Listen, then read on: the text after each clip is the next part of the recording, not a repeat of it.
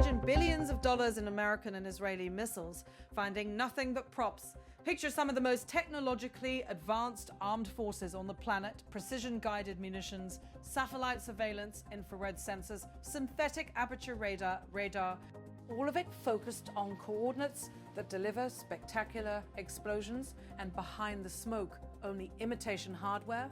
That image is the heart of a claim that has roiled military circles and social media in the wake of the 2025-2026 strikes on Iranian territory, that Iran, with assistance and equipment purchased from China and upgraded domestically, pre-positioned sophisticated decoys to absorb devastating attacks, while its real forces lay hidden and intact. The man most associated with that narrative in English language interviews is Professor Mohammad Morandi, a University of Tehran academic and a former advisor in Iran's nuclear talks.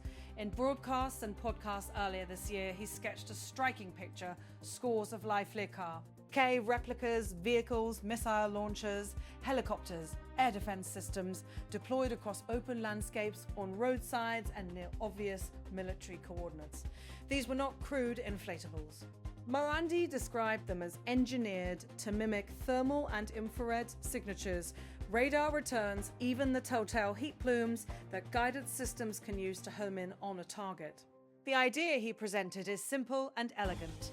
Let the enemy expend massively expensive ordnance on cheap fakes, while Iran's real equipment remains hidden in tunnels and bunkers, ready for action afterwards. On first hearing, the story is unnerving and superficially believable. Deception is as old as war itself. From wooden horsetails and wooden forts to inflatable tanks and dummy aircraft, armies have long used ersatz equipment to shape an enemy's perceptions. China does manufacture and export decoys and signature management systems. Thermal emitters, radar reflectors, and inflatable vehicle hulls exist in the global mire. Wreck it. So the conceptual building blocks of Morandi's claim are real. Decoys exist, China produces them, and signature mimicry is a field of legitimate engineering, but conceptually plausible is not the same as proven at scale. The central question is technical and operational. Could a network of decoys convincingly mimic the full suite of signatures used by modern forces to identify and track targets? Could those decoys consistently fool multiple sensor types, electro-optical cameras, infrared seekers, synthetic aperture radars, signals intelligence arrays at the same moments and places where targeting decisions were made? And could this be achieved across dozens or hundreds of strike events without being detected and exposed? Answering that question requires separating the parts we know from the parts we don't, and then thinking through the physics and operational realities that lie between. First, the sensors.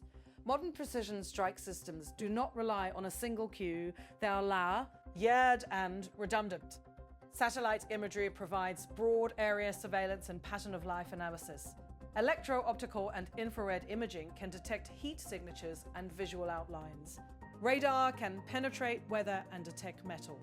Side-looking, airborne radar and synthetic aperture radar can detect shapes and differentiate structures even under camouflage. Then there are human sources, intercepted communications, electronic emissions, and persistent reconnaissance assets such as drones that can loiter for hours. Effective targeting is rarely the product of one sensor type. It is the fusion of multiple streams of data. A decoy designed to fool a single seeker, say a heat-seeking warhead, might succeed if it emits the right thermal profile at the critical moment. A thermal emitter that produces a convincing heat plume could tempt an infrared-guided missile to select it over a colder real target. Likewise, radar reflectors can be tuned to present a false radar cross-section. But to beat a modern targeting chain, a decoy would often need to match signatures across many domains simultaneously, at scale and under scrutiny. That multiplies technical difficulty and cost. There are additional practical constraints. Real weapon systems move, refuel, and leave traces. Tracks, tire marks, maintenance activity, personnel movement, fuel storage patterns. Persistent imagery analysts and on-the-ground human intelligence can distinguish a static model from an active unit over time. High-resolution imagery can show fabric seams, inflation valves, tarpaulins, or the shadows and geometry that betray a model. Signals intercept can reveal absent radio chatter. Ground-penetrating and thermal sensing from different angles can show mismatches.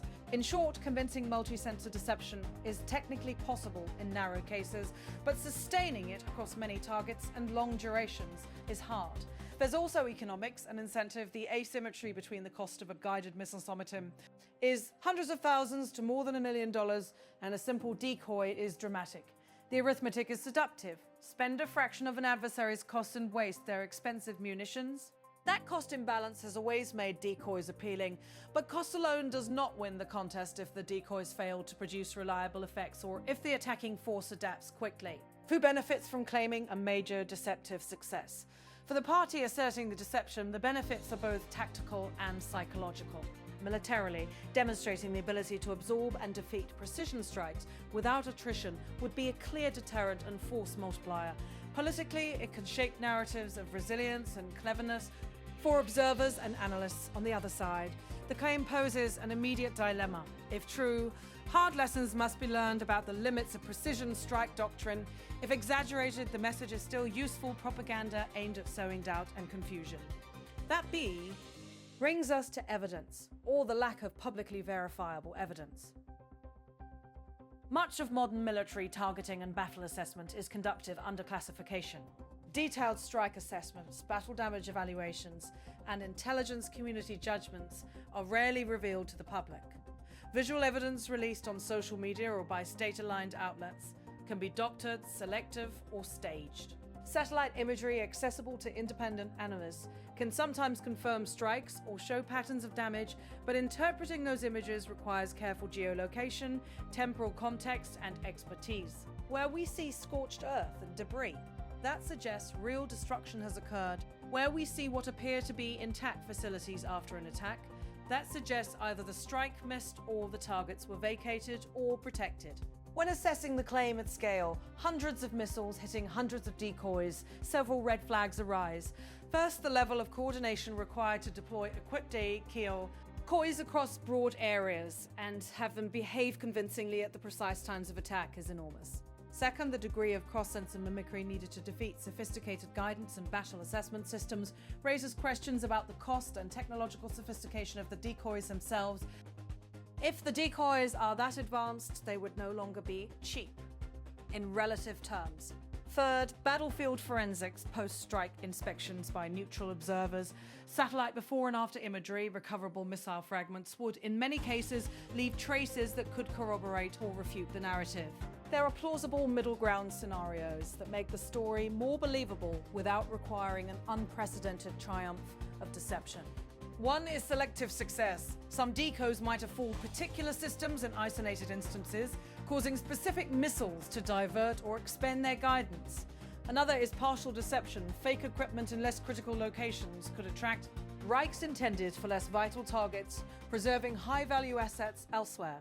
A third is deliberate misdirection, positioning convincing but not perfect. Decoys near obvious targets to waste a handful of weapons while real, hardened systems remained protected underground. Any of these outcomes would matter tactically without implying a sweeping defeat of Allied strike capabilities. We should also consider the historical precedents. Military deception has repeatedly shaped outcomes when combined with operational security and careful timing.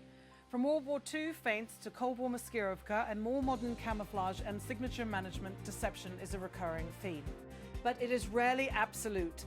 Even sophisticated deception campaigns rely on secrecy, timing, and limiting the number of engagements in which the deception must succeed. The sprint to scale up deception under the immediate pressure of active strikes is a different challenge. Beyond the technical and tactical and dimensions, the broader strategic implications are profound.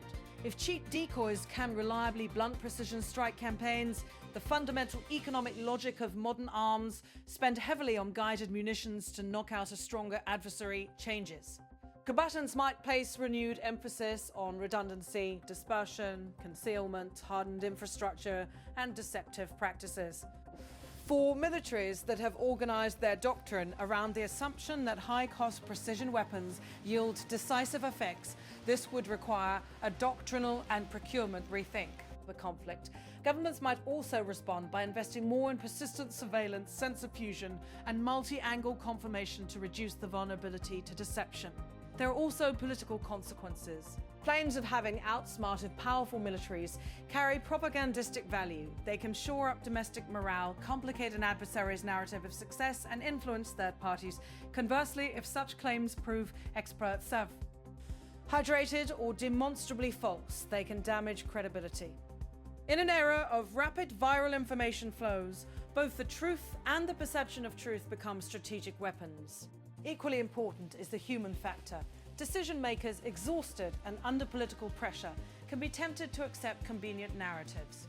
Conversely, analysts eager to debunk an opponent's claim can lean too quickly on technical skepticism. The right approach lies in disciplined, open-eyed assessment. Examine the evidence, admit uncertainties, and avoid grand conclusions without corroboration. Nobody outside the classified channels has access to all the necessary data to settle the question definitively. That is an uncomfortable but honest reality.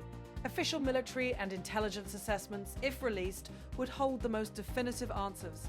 In their absence, we must rely on methodical open-source analysis.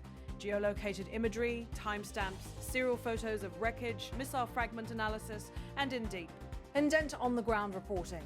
Each piece of evidence can shift the balance of plausibility, but none should be treated as definitive in isolation. There is also an operational lesson for the attackers. If there is a risk that some proportion of strikes could be wasted on decoys, the options include adapting targeting procedures, increasing the use of man-in-the-loop systems, employing multiple warhead types, attacking with a combination of kinetic and non-kinetic effects, and investing in persistent ISR that can monitor targets before, during, and after engagement. In short, the response to potential deception is not to abandon precision, but to make precision more resilient, more sensors, more cross-checks, more persistent surveillance, and perhaps a return to layered tactics that combine standoff strikes with follow-up assessments. For defenders, the lesson is more ambiguous. Deception can be a force multiplier, but it is not a panacea. Over-reliance on props risks complacency if the no adversary figures out where the true assets are and attacks with accurate, multi-domain intelligence. The consequence could be catastrophic. Effective defense requires combining deception with concealment, dispersion, hardening, and active counter-reconnaissance. In other words, decoys can buy time and diversion, but they must be part of a broader resilience strategy. At a minimum, the episode forces a conversation about the future of precision strike and the rules of engagement in a world of proliferating sensors and countermeasures. It invites militaries to ask whether they have become too dependent on a single philosophy of warfare, cheap, precise, decisive strikes, and whether adversaries have developed affordable, asymmetric counters. It presses the intelligence community to be transparent about what it knows to the extent national security allows, and it challenges analysts and journalists to be rigorous when extraordinary claims circulate.